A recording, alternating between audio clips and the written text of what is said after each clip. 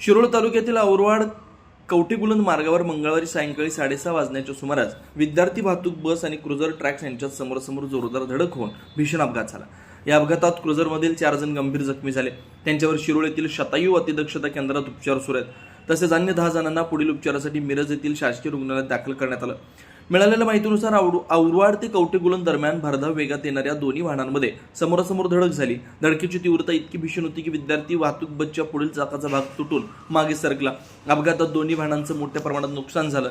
या अपघातामुळे औरवाड कवठेगुलंद मार्गावरील वाहतूक पूर्णपणे विस्कळीत झाली। औरवाड पुलापासून कवठेगुलंद माळापर्यंत वाहनांच्या लांबच लांब रांगा लागल्या होत्या। त्यामुळे अनेक वाहन चालकांना वाहतूक कोंडीत अडकून पडावं लागलं। घटनेची माहिती मिळताच सहाय्यक पोलीस निरीक्षक संतोष माने हे पोलीस फौजफाट्यासह घटनास्थळी दाखल झाले। पोलिसांनी तातडीनं जखमींना बाहेर काढून उपचारासाठी रवाना केलं। तसेच अपघातग्रस्त वाहनं बाजूला करून वाहतूक सुरळीत करण्यासाठी स्थानिक सामाजिक कार्यकर्त्यांनी मदतकार्य केलं।